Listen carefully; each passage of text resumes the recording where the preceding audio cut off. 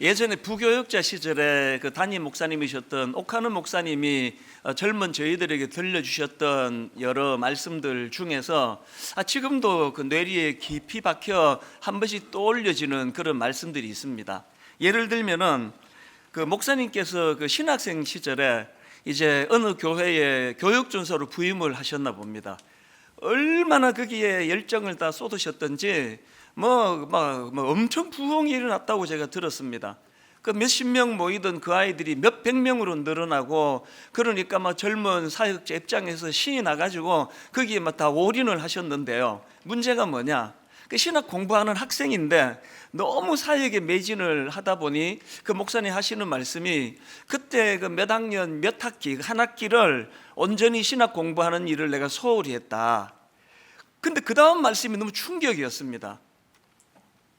그 몇 학년 몇 학기가 한 학기 공부를 조금 소홀히 했더니 지금까지도 아무리 애를 써도 그것이 회복이 잘 안 되더라. 그게 참 제게는 충격적인 말씀이었거든요. 지금도 되뇌어집니다. 오늘 이 순간 이 시기에 해야 되는 일들을 놓치면 이거는 그 팔로우 하기가 그만큼 어렵다는 그 메시지로 들려지다 보니까 늘 일상에서 최선을 다하는 것이 얼마나 중요한가를 저는 목사님의 음성이 들리는 것처럼 제게 교훈이 될 때가 있습니다. 또 그런가 하면 또 이런 말씀도 기억이 나는데요. 이제 은퇴를 얼마 남지 않은 그 기간에 목사님이 그냥 독백처럼 툭 던지신 말씀으로 기억을 합니다. 무슨 말씀을 하시는가 하니까, 이제 내가 목회가 뭔지 조금 알 것 말 듯한데 이제 목회가 뭔지를 좀 알 것 같으니까 내 시기가 끝나버렸다. 은퇴할 때가 되었다. 이게 제게 왜 충격이 되는가 하면 여러분 모두도 다 인정하시겠지만 옥하는 목사님은 적어도 제가 만난 이후로 제가 아는 바로는 곁눈질하면서 세월을 낭비한 적이 한 번도 없는 분이에요. 온전히 인생을 이 목양을 향하여 그거 하나만을 놓고 달려가고, 어떤 면에서는 자녀 교육도 좀 희생이 있고 가정도 돌보는 일이 좀 참 마음이 아프시고 그렇게 필요할 정도로 집중해서 한 곳을 향해 달려가신 그분도 시간이 모자란다는 거예요. 이게 참 충격이 됐는데 지금도 마찬가지입니다. 이게 인생의 재료가 이것도 결핍이고 저것도 부족하고 그래서 우리가 어려운 게 많은데 그 중에서 이 시간이 충분하지 않은 거, 이게 얼마나 우리로 하여금 긴장을 하게 만드는지 모릅니다. 그 생각을 할 때마다 저는 그 목사님의 육성이 막 들리는 것 같습니다. 제가 지난 송구 영신 예배를 마치고 우리 새아이에게 문자로 그 나폴레옹이 했던 경구 하나를 보내줬거든요. 이런 내용입니다. 오늘의 불행은 언젠가 내가 잘못 보낸 시간의 보복이다. 지난 연말부터 계속 이 나폴레옹의 경구가 제 마음에 되뇌어지는 겁니다. 오늘의 불행은 언젠가 내가 잘못 보낸 시간의 보복이다. 지나간 건 할 수 없고 오늘 내가 이 시간을 잘못 사용하면 더 나이가 든 어느 시점에서 그것이 나를 복수한다. 뭐로 의미하겠습니까? 하루하루 최선을 다해 살아가는 것의 중요함을 일깨우는 그런 경고 아닙니까? 그런가 하면은 새해 들어가지고 또 제 마음에 울림이 되는 영화 대사 하나가 또 있는데요. 인생을 낭비한 죄, 시간을 낭비한 죄. 이거는 그 빠삐용이라는 유명한 영화 대사에 나오는 한 대목인데요. 이제 그 주인공이 자기 아내를 죽였다는 억울한 누명을 쓰고 이제 감옥에 갑니다. 늘 그게 이제 억울하다 보니까요, 이제 깜빡 잠이 들었는데 꿈에 그 지옥의 재판관을 만납니다. 그래서 이제 꿈에서도 이제 호소를 하는 거예요. 재판관님, 저는 결백합니다. 저는 제 아내를 죽이지 않았습니다. 그랬더니 그 지옥의 사자가 하는 말이, 나도 안다. 그래, 너 사람 죽이지 않았다. 너는 살인과는 관계가 없다. 그렇다면 내가 무슨 죄로 이런 고통을 받아야 합니까? 그랬을 때 그 지옥의 재판관이 한 말이 이겁니다. 그것은 인생을 낭비한 죄, 시간을 낭비한 죄이다. 원래 들어와가지고 이 짧은 대사가 자꾸 내 마음에 되뇌어지는 겁니다. 시간을 낭비한 죄. 이런 것들이 자꾸 이제 제 마음에 되뇌이다 보니까 오늘 본문 에베소서 5장 16절 말씀도 자꾸 묵상을 하게 되는 겁니다. 세월을 아끼라 때가 악하니라. 이 때가 악하다는 이 표현이 뭘 의미하는지는 여러 의미가 있겠지만, 여러분, 이 세상이 악하면 악할수록 우리 시간 도둑질을 많이 해먹는다는 그 차원으로도 이 말씀을 읽을 수 있는 거 아닙니까? 오늘날 저는 이 시대 청소년들이 불행한 게 난 그거라고 생각합니다.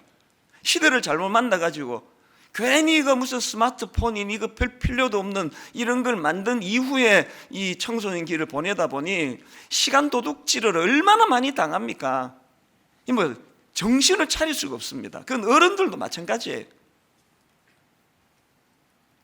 세월을 아끼라 때가 악하니라. 여러분, 여기 나오는 아끼라 이 단어는 헬라어로 엑사고라조라는 단어인데요, 이 단어는 원래 사다, 대가를 지불하고 구해내다, 이런 뜻을 가진 단어입니다. 이게 뭘 강조하는 표현입니까? 그만큼 내게 주어진 시간이 소중한, 내 가진 모든 걸 다 주고 반드시 사야 되는 금은 보화와 같이 중요한 게 그게 바로 내게 주어진 시간이다, 이걸 강조하기 위한 그 표현 아니겠습니까? 그러다 보니까 참 하나님께는 감사하는 일인데요, 요즘에 제 하루하루의 삶이 계속 이런 부분으로 좀 기도 제목이 떠올려지는 그런 상황입니다. 저희 어머니는 이제 연세가 96세가 되시다 보니까 이제 노심초사 막내 아들 위하는 마음밖에 없으신 것 같아요. 그래서 전화를 드리면 거의 매일 똑같은 말씀을 하세요. 연세가 이제 들어가시는 그런 특징이기도 한데요, 하여튼 전에는 안 그러셨거든요.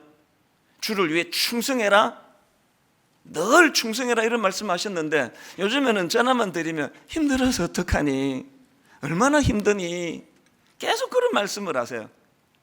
죽을 것 같지, 이런 말씀도 하세요. 얼마나 힘드니 그러시면요, 제가 앵무새처럼 대사가 있습니다. 딱 두 마디 말씀을 드립니다. 첫 번째 마디가, 엄마, 우리나라 사람치고 이 정도 수고 안 하고 밥 먹는 사람 아무도 없습니다. 이게 내 첫 번째 드리는 말씀이고요. 그 다음 두 번째 드리는 말씀이 이겁니다. 엄마, 메뚜기도 한철인데 이렇게 필요할 때 있을 때 열심히 해야 되지 않겠습니까? 언제까지 저를 이렇게 필요로 하겠습니까? 그러면 또 어머니는 금방 승복을 하세요. 네 말이 맞다, 끊자, 그리고 끝이에요. 그 내일 되면 또 똑같은 말씀을 하세요. 얼마나 힘드니, 죽을 것 같지? 그럼 똑같은 말을 또 드려요. 그럼 네 말이 맞다. 이게 지금 계속 반복이 되는 그런 일상을 보내고 있는데요, 사실 저희 어머니께 드리는 제 답은 이거 정직한 제 고백입니다. 진심입니다. 이게 나 같은 촌놈을 하나님이 이렇게 쓰임새 있도록 인도하시는데 이게 얼마나 감사한 일이며, 그리고 메뚜기 한철 아닙니까? 이제 이제 60이 됐는데 언제까지 제가 이렇게 쓰이겠냐고요. 그래서 제가 요즘에는 이런 생각을 하면은 이게 이제 군가처럼 계속 이제 되뇌어지는 찬양이 하나 있는데요, 어두운 밤 쉬되리니 내 직분 지켜서 찬 이슬 맺힐 때에 즉시 일어나 해 돋는 아침부터 힘써서 일하라. 일할 수 없는 밤이 속히 오리라. 맨 끝에 하나 불러드리려고 처음부터 다 부른 거예요. 일할 수 없는 밤이 속히 오리라. 이게 요즘 제 마음에 계속 되뇌어지니까 일할 수 있는 이 현실이 너무너무 감사한 거예요. 옛날에는 사실 순장님이 이제 한 몇 년 하다가 목사님이 이제 좀 지쳐서 쉬어야 되겠습니다 할 때 내가 불러주던 그 찬양이었는데요, 일할 수 없는 밤이 속히 오는데 조금만 더 힘내시죠, 그런 뜻으로 저 찬양을 제가 주로 많이 인용했는데요, 요즘에는 진짜 내 영혼에게 제가 부르는 찬양이에요. 감사로 부르는 찬양이에요. 일할 수 없는 밤이 속히 올 텐데 오늘도 이렇게 힘을 얻어 예배를 인도하고 말씀을 전하고 상담을 하고 우리 교역자들을 또 섬기고 이럴 수 있는 일이 얼마나 감사한 일인가. 그래서 일할 수 없는 밤이 속히 올 것이라는 것을 기억하면서 기회 있을 때 충성을 다하는 그런 종이 되기를 원한다. 이런 마음의 다짐을 계속 이제 하게 되는 것입니다. 이런 점에서 저는 오늘 본문 세월을 아끼라 때가 악하니라 이 말씀을 가지고 우리가 한번 좀 말씀을 돌아보고 점검해 보기를 원하는데요. 자, 여러분, 이 본문 전후의 말씀을 쭉 살펴보다 보니까 하나님께서는 이 우리가 세월을 소중히 여기는 삶을 살기 위하여 몇 가지 그 지침이라 그럴까요? 우리에게 주시는 그런 말씀이 있는 것을 깨달을 수가 있습니다. 이것들을 좀 살펴보려고 하는데, 자, 첫째로요, 우리가 세월을 소중히 여기는 삶을 살기 위해서는 현재 자기의 삶을 주의 깊게 돌아보셔야 된다는 거예요. 현재 오늘의 내 모습을 주의 깊게 살펴보는 것으로부터 세월을 아끼는 이런 하나님의 은혜를 누릴 수 있게 된다는 겁니다.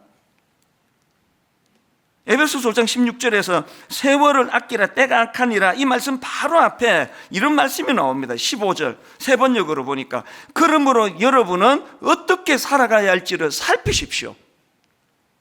그 세월을 아끼라는 이 권면의 말씀이 나오기 전에 먼저 어떻게 살아야 할지를 살피라는 거예요. 헬라어로 보면 여기 나오는 살피라는 이 단어는요, 그냥 보다 살펴다 이 정도가 아니고 아주 주의 깊게 관찰하는 차원에서 살피는 겁니다.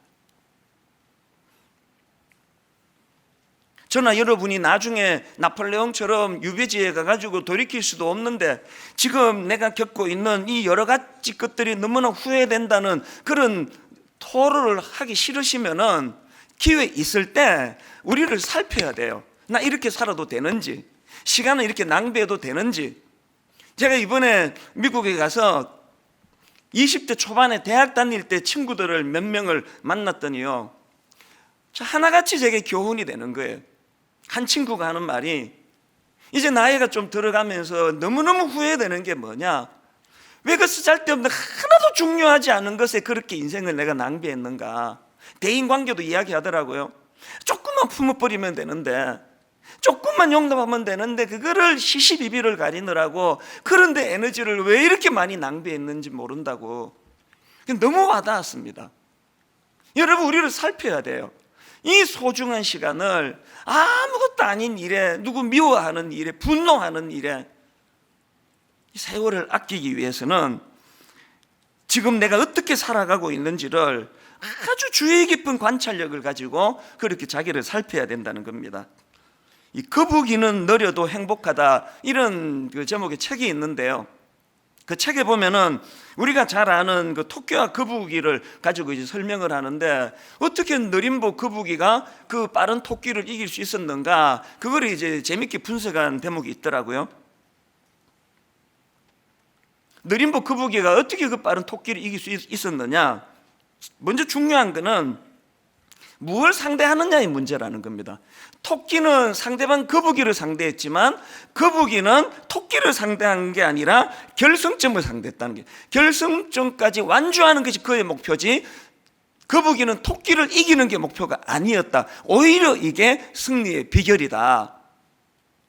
그러면서 이제 바로 연이어가지고 같은 맥락에서 그러다 보니까 토끼는 계속 상대방 거북이를 의식하면서 시합에 임했지만 거북이는 상대방 토끼가 아니라 결승점을 향해서 그의 시선은 항상 결승점에 고정이 되어 있었기 때문에 결국은 토끼가 거북이를 이길 수 없고 거북이는 토끼를 눌러 이길 수밖에 없었다. 이 간단한 또 뻔한 이야기지만 참 이게 주는 메시지가 저에게 많은 교훈이 됐습니다. 이 세상은요, 우리가 토끼가 되기를 원해요. 끊임없이 비교하게 만듭니다.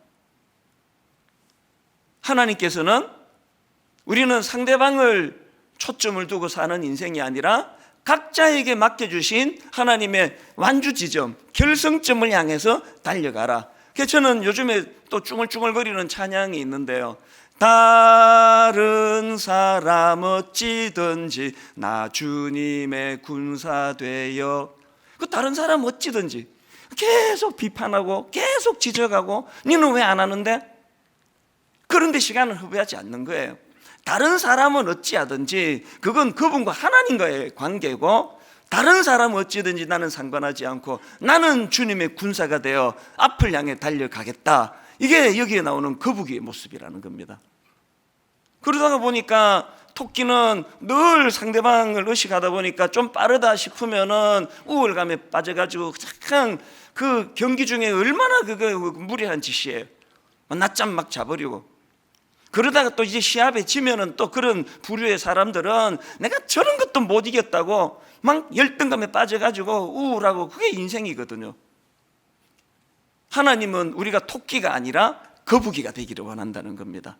그래서 묵묵하게 자기의 걸음으로 그렇게 목표를 향하여 한 걸음 한 걸음 가다가 보면은 어느덧 그 느림부 거북이 같은 우리 인생도 토끼 이상으로 그렇게 인생의 기쁨을 맛볼 수 있게 된다. 근데 그 책을 읽으면서 참 그렇게 도전을 받았던 기억이 있습니다.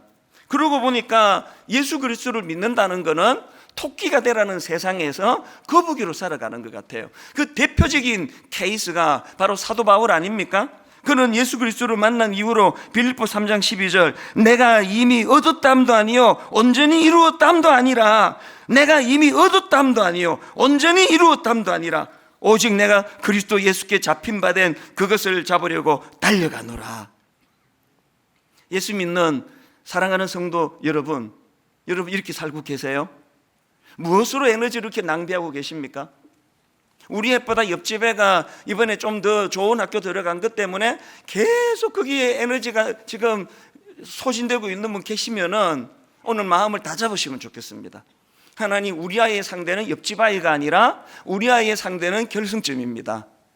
우리 아이가 속도가 얼마나 느린지 얼마나 빠른지 거기에 내가 관여하지 않고, 저는 우리 아이가 목표를 향하여 달릴 수 있는 그런 자녀가 되도록 하나님께 기도하며 하나님을 의지하기 원합니다. 이게 오늘 본문에서 우리가 얻어야 되는 메시지라는 것입니다. 그런가 하면 두 번째로, 여러분, 우리가 이 세월을 소중히 여기는 삶을 살기 위해서는요, 이 주의 뜻이 내 삶의 기준이 되고 있는지를 늘 돌아보셔야 합니다. 주의 뜻이 삶의 기준이 되지 않는데 열심히 사는 삶, 이게 가장 허무한 인생입니다. 16절과 17절을 연속으로 한번 보시겠습니까? 우리 화면에도 나오니까요, 우리 합심해서 이거 한번 같이 한번 읽어보십니다. 16절 17절 시작. 세월을 아끼라 때가 악하니라. 오직 주의 뜻이 무엇인지 이해하라. 여러분, 지금 세월을 아끼라는 이 말씀 바로 이어 나오는 게 뭐냐 하니까 오직 주의 뜻이 무엇인지를 이해하라는 겁니다. 여기 나오는 이해하라는 단어는 원어로 보면은 이 종합적인 판단을 내릴 수 있는 그런 능력 차원에서의 이해예요. 종합적인 판단을 가지고 이해하는 이해력, 이게 얼마나 중요합니까? 제가 앞에서 언급했던 거북이는 느려도 행복하다, 그 책에 이런 내용이 나옵니다. 한번 내용을 들어보십시오. 오늘날 토끼 같은 청춘들이 얼마나 많은가. 그들은 이리 뛰고 저리 뛰고 열심히 무언가를 위해 달리지만 자신이 어디로 가고 있는지에 대한 방향을 잃어버렸다. 비전이 없다는 것은, 잘 들어보세요. 비전이 없다는 것은 목적지를 알지 못하고 태평양 한가운데에서 그저 노를 젓고 있는 모습과도 같다. 너무나 제게 와닿는 말씀입니다. 목적지를 알지 못하고 태평양 한가운데서 그저 노를 젓고 있는 모습, 이게 주님의 뜻이 자기 삶의 기준이 되지 않은 채 열심히만 사는 사람들이 가지는 허무예요. 태평양 바다에서 막 열심히 노를 젓는데 뭐 왔다 갔다 그 자리예요. 방향이 없는 거거든요. 사도 바울이 다메섹 도상에서 예수님을 만난 이후로 그 인생의 결정적인 삶의 변화가 이거 아닙니까? 사도행전 20장 24절 얼마나 뚜렷한 방향과 목표와 목적이 있었던지 이렇게 고백합니다. 내가 달려갈 길과 주 예수께 받은 사명 곧 하나님의 은혜의 복음을 증언하는 일을 마치려면 나의 생명조차 조금도 귀한 것으로 여기지 아니하노라. 여러분이 하나밖에 없는 자기 목숨을 난 이것을 위하여 난 던질 준비가 되어 있다, 이런 확신을 가진 그 무엇을 발견한 인생, 행복한 인생 아닙니까? 지금 이 코로나 바이러스를 유시해 가지고 뭐 전 세계적인 지금 혼란, 이거는 지금 표류하는 배와 같습니다. 왜 이렇게 두려운 거예요? 저 목회 30년 동안에 이렇게까지 예배가 흔들거려 본 적은 뭐 전 세계적으로 일어나고 있는 이런 현상은 정말 두려운 일이에요. 왜 이렇게 두려우세요? 한치 앞을 모르니까요. 예배 왔다가 누가 이걸 옮길지 모르니까. 그냥 두려운 거예요. 공포스러운 거예요. 그저께 저랑 가깝게 지내는 어떤 교수님이 이 시대 현상을 참 역시 전문가들은 달라요. 딱 세 줄로 딱 분석한 글을 제게 보내왔습니다. 딱 첫 줄 이렇습니다. 모든 시대. 화면으로도 좀 부탁을 했거든요. 모든 시대, 권위자가 있던 시대, 포스트 모던 시대, 이 시대죠. 포스트 모던 시대, 권위가 상대화되는 시대, 포스트 모던 시대, 각자가 신이 되는 시대. 딱 이 하나로 이 시대 현상을 설명을 했더라고요. 뭐 그런 그 뉴스 신문 기사 다 읽으셨겠지만요, 2000년대 이전에는 이런 종류의 바이러스를 듣지도 보지도 못했다는 거예요. 왜 자꾸 이런 일이 발생을 하는 겁니까? 각자가 신이 돼버리니까요. 각자가 기준이 돼버리니까요. 절대적인 어떤 중심이 없다가 보니까 태평양 바다에서 노는 열심히 졌는데 어디로 가는지 아무도 몰라요. 이것이 집단화가 되니까 저는 너무 공포스러운 게요. 뭐 이거야 뭐 이제 또 뭐 곧 끝나겠죠.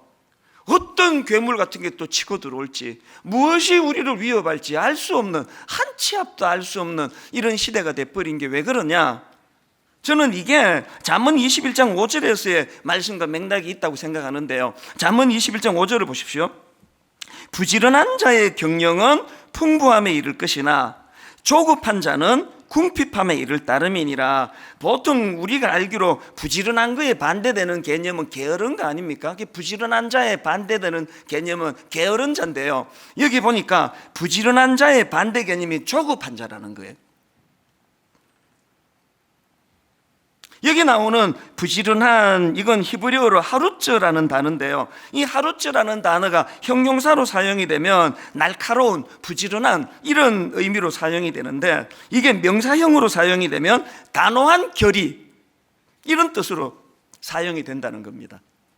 그래서 그 트럼프 롱맨 교수 같은 분은 이 구절을 설명하면서 이 부지런한 자를 결의가 굳은 자로 해석을 합니다.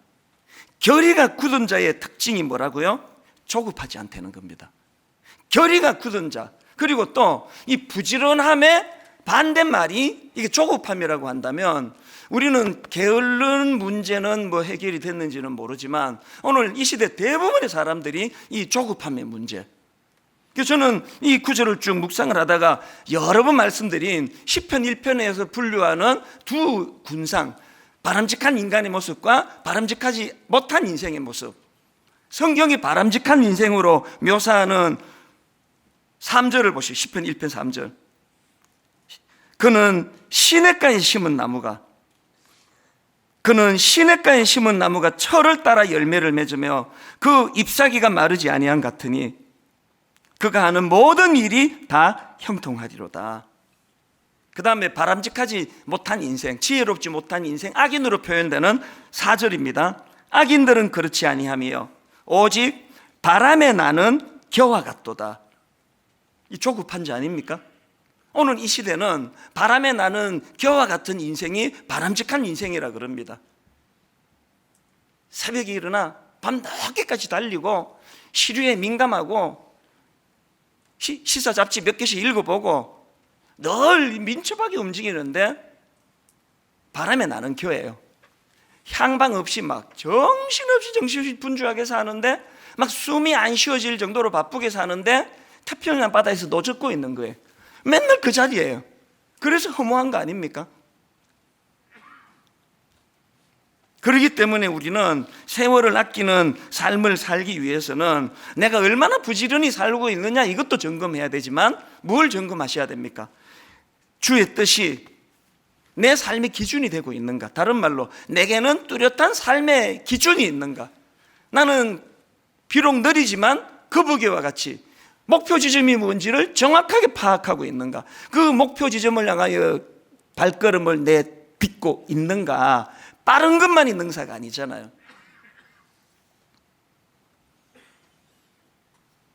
그런가 하면은 마지막 세 번째로 이 세월을 아끼는 삶을 위해서는 성령님에 의해 충만하게 되어야 된다는 사실을 늘 우리가 되돌아보셔야 되는 겁니다. 내가 지금 제대로 가고 있는지 점검하는 것도 중요하고, 그리고 또 예수 그리스도가 내 삶의 기준이 되는가를 돌아보는 것도 중요하지만, 궁극적으로는 그 일을 이루시는 분은 내 안에 성령님의 도우심이라는 걸 정확하게 알고 있어야 된다는 그 얘기예요. 그래서 18절에 보니까 술 취하지 말라, 이는 방탕한 것이니 오직 성령으로 충만함을 받으라. 여러분, 왜 16절에서 세월을 아끼라는 말씀이 있는데 바로 그 다음 9절에서 성령으로 충만함을 받으라는 말씀을 여기서 거론하겠습니까? 우리 모든 삶의 영역에 성령으로 충만함이라는 것이 절대 필수 조건이지만, 이 세월을 아끼는 문제에도 성령님의 인도하심이 필요하다는 겁니다. 그리고 여러분 다 아시지만 이 성령 충만을 설명하면서 바로 앞에 술 취하지 마라, 술 취하지 마라. 경험해 보신 분은 다 아시겠지만 이 술에 취하면은 평소에 자기가 갖고 있던 판단력, 분별력, 자제 다 잃어버리는 거 아닙니까? 그래가지고 그렇게 평소에 점잖던 어떤 교수님이 술자리에서 그만 실수를 하는 바람에 교직에서 그렇게 강제로 떠나는 그런 일이 일어나고, 정치가들에게도 그런 일이 일어나고, 그 모든 것들이 술의 영향력 아래 놓여 있기 때문에, 이런 점에서 저는 한국 초대교회에 내 머리 숙여 고맙게 생각합니다. 술 마시지 마라. 우리는 적어도 그런 실수할 일은 없거든요. 왜 성령으로 충만하라는 이 말씀을 술에 취하는 것으로 비교해서 설명을 하는지 아시겠죠? 이거 영향력의 문제라는 겁니다. 우리가 성령님의 영향력 아래 있으면 우리는 그분의 지도를 받게 돼 있고, 그분의 영향력 아래 있게 된다면 세월을 아낄 수밖에 없는 거 아닙니까? 제가 이번에 미국에 가가지고 이제 시차 때문에 막 잠이 안 오고, 그래서 이제 인터넷을 어떻게 검색하다가 보니까 그 골목 식당이라고 하는 그거를 보여주더라고요. 그래서 제가 길게도 아닙니다. 한 15분, 10분, 15분 이제 그거를 졸다가 보다가 그렇게 잠깐 봤는데, 보니까 거기에 이제 어떤 엄마하고 젊은 총각이에요. 같이 이제 무슨 식당을 운영하는데요.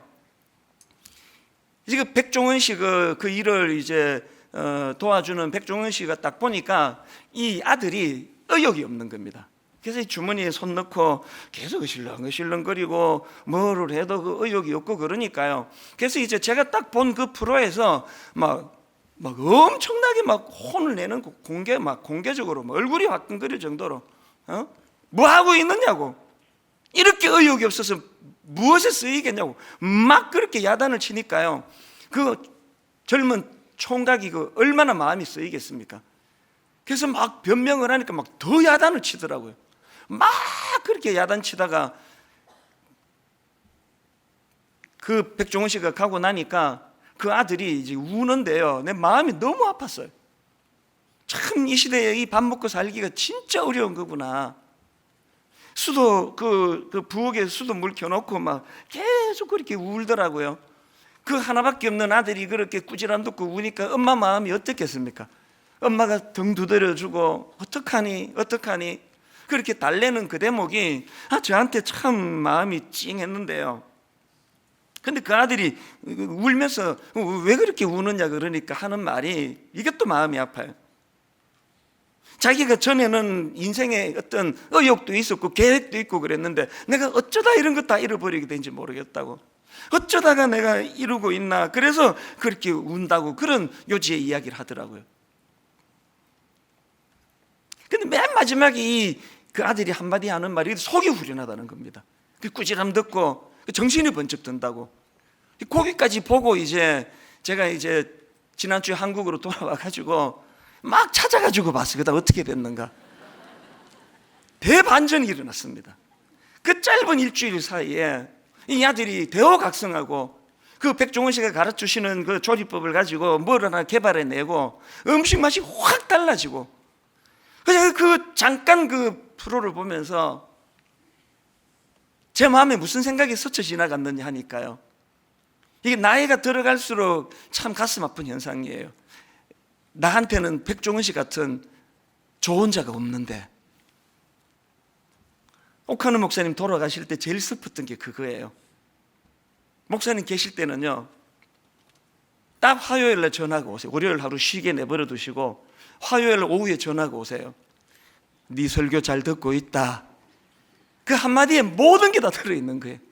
네 설교 잘 듣고 있다.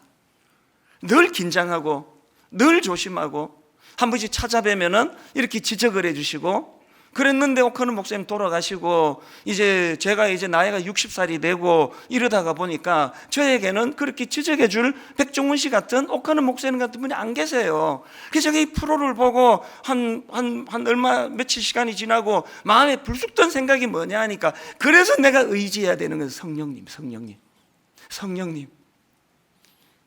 저를 누가 따끔하게 지적해 주시고 목회 어떻게 그렇게 하느냐고 혼을 내주시던 담임 목사님이 계시지 않기 때문에 저에게는 성령으로 충만하기 원합니다.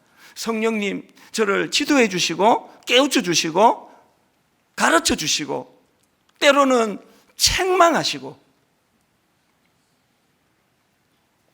여러분, 저는요, 내 인생의 마지막에 나폴레옹처럼 유배지에서 오늘의 불행은 언젠가 내가 잘못 보낸 시간의 보복이다, 이런 무기력한 소리 하면서 인생을 끝내고 싶지 않습니다. 누가 그러고 싶겠냐고요. 기회가 없는데, 유배지인데.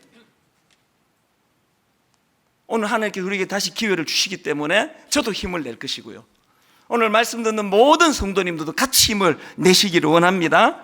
성령님을 의지하여 더욱 성령으로 충만하여 그분이 저를 견인해 주셔서 의욕을 잃어버린 그 TV 프로에 나오는 그 젊은 청년처럼 그 따끔한 지적 앞에 다시 한번 힘을 얻어 달려가는 그런 성령님의 인도하심으로 인해 삶의 의욕이 회복이 되고 잘못된 방향이 되찾아지는 그런 믿음의 성도님들 되시기를 바랍니다. 내 삶에 그 지표 같은 말씀이 하나 있는데요, 요한복음 19장 30절입니다. 예수께서 신 포도주를 받으신 후에 이르시되 다 이루었다 하시고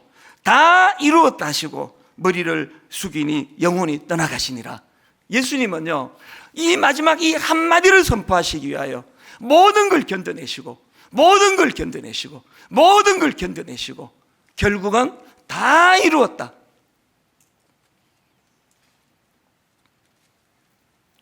이번 멕시코 집회하고 미국 집회는 아마 30년 내 목회 중에 제일 힘든 기간이었던 것 같아요.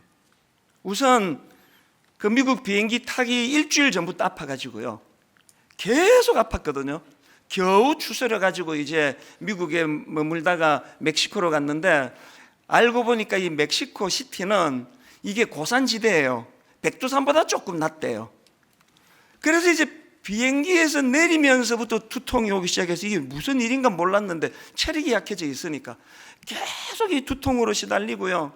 그러다가 또 좀 있다가 또 설사가 막 계속 그치지를 않아가지고 정말 힘들었습니다. 그런데 너무너무 신기하게도요, 계속 머리 아프다가 저녁 집회가 되면은 잠깐 괜찮고, 설교 끝나고 오면 또 머리 아프고, 설사도 또 하긴 좀 지저분한 얘기를 해서 자세히 말씀 못 드리는데요, 마지막 축도 직전까지 이게 지금 아슬아슬한 이런 과정을 계속 거치면서도 그 멕시코 시티 집회가 너무나 하나님 은혜로 손색 없이 다 치루어졌거든요. 그렇게 하고는 LA로 와가지고 마지막 금요일, 토요일, 주일 저녁 오후까지 집회를 잘 마치고요, 완전히 잘 마치고 바로 짐 싸가지고 공항으로 가는 때부터 아프기 시작하는 거예요. 기침이 나고 지금까지 아파요. 저 지금도 아프거든요. LA 공항에서 두 번 하니까 주변 사람 다 떠났습니다. 어제 이런 기도가 나오더라고요. 하나님, 내 인생이 이렇게 되기를 원합니다. 얼마나 안락한 2주간의 여행을 잘 보냈느냐를 기뻐하는 것이 아니라 맡겨진 이 사명을 차질 없이 잘 보낸 것을 기뻐하는 인생이 되기를 원합니다. 저는 오늘도 기도해요. 지금도 몸이 컨디션이 안 좋거든요. 아버지, 오후까지만 견디게 해주시고 저녁부터는 아파도 괜찮습니다. 어떻습니까? 약 먹으면 되죠. 사명을 따라 사는 인생, 세월을 아끼고 사명을 따라, 그렇게 우리가 인생이 다 끝나는 마지막 시점에서 참 주님이 하셨던 그 한마디 말씀처럼 다 이루었다, 거북이처럼 나는 누가 뭐라 그래도 목표를 향하여 뚜벅뚜벅 걸어가는 인생이었노라고. 그래서 나폴레옹 제로 유배지에서 오늘의 불행은 언젠간 내가 잘못 보낸 시간의 보복이다, 이런 소리 하면서 인생을 끝내지 아니하는 그런 믿음의 형제 자매님 되시기를 주님 이름으로 축원합니다. 그 일을 성령님이 도와주실 줄로 믿습니다. 우리 이 확신을 가지고 이 찬양 같이 부르시면 어떨까요? 내일 일은 난 몰라요, 하루하루 살아요, 불행이나 요행함도 내 뜻대로 못해요, 험한 이 길 가고 가도 끝천없고 고네요, 주님 예수 팔 내미사 내 손 잡아주소서. 우리 가사를 생각하시면서 말씀을 기억하시면서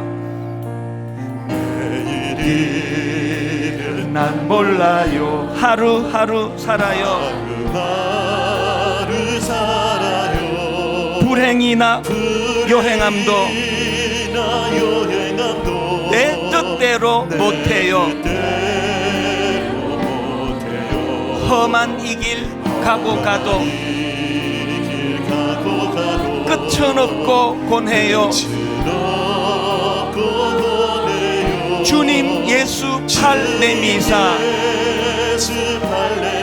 내 손 잡아주소서. 너무나 힘든 이 시대 상황이지만 내일 일은 난 몰라요, 장래일도 몰라요, 아버지여 날 붙드사 평탄한 길 주옵소서. 좁은 이 길 진리의 길, 주님 가신 그 옛길, 힘이 들고 어려워도 찬송하며 갑니다. 여러분, 이런 일이 가능하기 위하여 성령이여 그 음성을 항상 들려주소서. 혼자 던져진 존재가 아닙니다. 내 마음은 정했어요. 변치 않게 하소서. 내일 일은 난 몰라요, 장래일도 몰라요, 아버지여 아버지여 주신 소명 이루소서. 여러분, 저는요 이 찬양이요 너무나 혼미함이에요. 내일은 난 몰라요, 앞으로 어떤 일이 날지는 알지 못합니다, 이 고난이 언제 끝날지 모릅니다. 이런 찬양이 쭉 피력되다가 맨 마지막 결론이 주신 소명 이루소서예요. 다시 말씀드리지만 이번에 멕시코 시티 가가지고 내 대접을 얼마나 잘 받았는지, 미국 가서 얼마나 내가 이번에 잘 지냈는지 이거 하러 간 거 아니거든요. 말씀을 전하러, 사역하러 갔기 때문에 중간에 설사를 만나도 고산병으로 두통이 막 끊이지 않고 머리가 아파도 집회를 잘 치르고 난 이후로 주는 그 기쁨, 그 안도감, 이게 인생이에요. 여러분, 우리가 얼마나 이 한 몸 편하게 잘 살았느냐 문제가 아니라 주신 소명 이루소서. 하나님, 남아있는 우리 생이 참 아프지 않고 너무 경제적으로 어렵지 않고 그저 편안하게 살아서 행복한 것이 아니라 하나님 주신 소명 이루소서. 우리 2절 찬양 다시 한번 부를 동안에 마음에 그런 결의가 있으면 좋겠습니다. 할 일 많은 이 시대에 하나님 아버지 주신 소명 이루기 원합니다. 좁은 이 길 진리의 길, 좁은 이 길 진리의 길 주님 가신 그 옛길 한번 여러분 선포하십시오. 힘이 들고 어려워도 찬송하며 갑니다.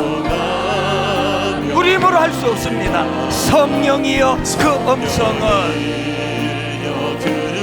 항상 들려주소서. 내 마음은 정했어요. 변치 않게 하소서. 내일 일은 난 몰라요. 장래 일도 몰라요. 아버지여 아버지여 주신 소명 이루소서. 오 주님 채우소서.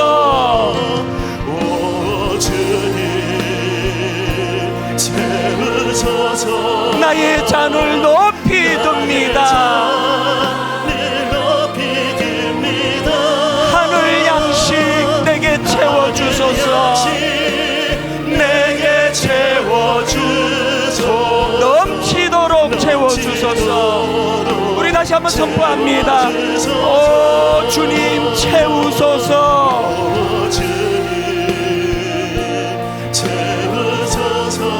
나의 잔을 높이 듭니다. 하늘 양식 내게 채워주소서. 넘치도록 채워주소서. 우리 다 자리에서 일어나셔서 우물가의 여인처럼 난 구했네. 뭘 구했습니까? 헛되고 헛된 것들을. 그때 주님 하신 말씀, 내 세매와 생수를 마셔라. 오 주님 채우소서. 나의 잔을 높이 듭니다. 하늘 양식 내게 채워주소서. 넘치도록 채워주소서.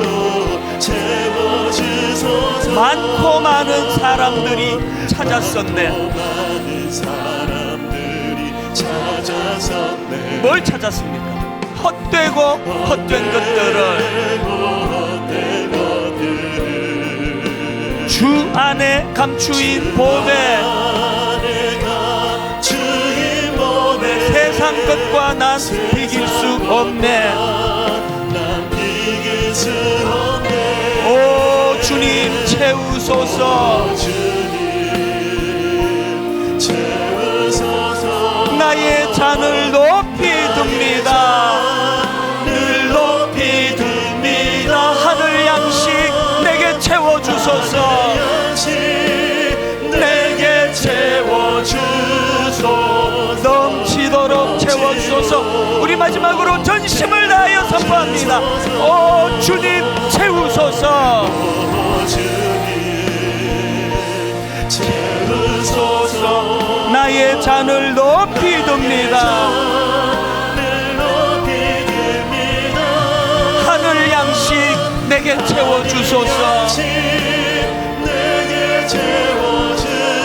넘치도록 채워주소서. 우리 합심에서 기도할 때 하나님, 우리 인생의 마지막 날 회환과 후회와 어떻게 인생을 이렇게 살았냐고 하는 그런 돌이킬 수 없는 후회로 끝내지 않을 수 있도록 우리 주님처럼 십자가상에서 다 이루었노라고, 맡겨진 역할을 잘 감당할 수 있게 되었노라고, 편하게 사는 것이 행복한 삶이 아니라 주신 소명 감당하는 삶 되기를 원합니다. 오늘 말씀 기억하시면서 통성으로 기도하시고 온 세계적으로 혼란을 겪고 있는 아버지 이 시대를 불쌍히 여겨주시기 원합니다. 함께 통성으로 같이 기도하시겠습니다. 살아계신 하나님 아버지, 하나님의 은혜를 이 시간 간절히 사모하며 구합니다. 코로나 바이러스라고 하는 우리를 두렵게 하고 우리를 공포에 빠뜨리는 너무나 혼란스러운 아버지 이 시대를 우리가 걸어가고 있습니다. 하나님 아버지, 하나님 없는 인생, 하나님 없는 이 시대, 그저 제 멋대로 하나님 자리에 올라가 오늘 이런 재앙과 같은 일들이 끊임없이 일어나고 있는 현실입니다. 우리를 불쌍히 여겨주시고 우리 각자가 회개의 자리로 나아가기를 원합니다. 우리 각자가 회개의 자리로 나아가 주님의 은혜를 구합니다. 주신 소명 이루소서를 고백할 수 있는 믿음과 그런 은혜를 하나님 우리에게 더하여 주시기를 원합니다. 목마른 사슴이 쉬는 물을 찾듯이 이 은혜를 구하며 살아가는 우리의 삶이 되게 하시고 이 은혜 안에 지난 한 주간 돌아보면 너무나 두렵고 불안했습니다. 이게 언제 끝나게 되는 건지, 어디까지 엄습을 하는 건지, 시시각각으로 들려지는 소식들은 우리를 두렵게 만드는데 아무런 대안이 없습니다. 오늘 하나님 없이 그저 태평양 한가운데 열심히 노를 젓고 달려가고 있는데 본이 제자리에 서 있는 이런 허무함이 엄습하는 시대입니다. 오늘 하나님 주신 말씀이 우리에게 새로운 도전이 되게 하여 주시옵소서. 지도자가 사라져버리고 의뢰할 어른이 없고 따끔하게 꾸지람을 들으면서 정신을 차리게 만드는 그런 주변에 지혜자들이 없는 이 시대이기 때문에 더 간절히 성령님을 사모합니다. 성령님, 우리를 인도하여 주시옵소서.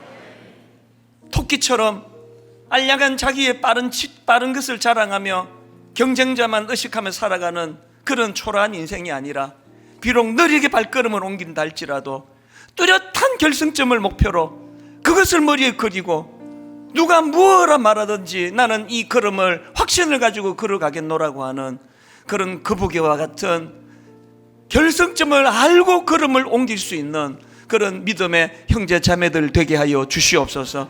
전 국가적으로 공포에 두려움에 떨게 만드는 이 무서운 바이러스를 주님께서 잠재워 주시고 아버지, 이것이 우리에게 무서운 교훈이 되어서 기준이 없어져 버린 이 시대에 오직 여호와의 하나님의 말씀이 우리 삶의 기준이 되어야 한다는 사실을 확인하고 확신하는 그런 교훈을 얻는 이 가슴 아픈 현실, 이것이 우리의 교훈이 되게 하여 주시옵소서.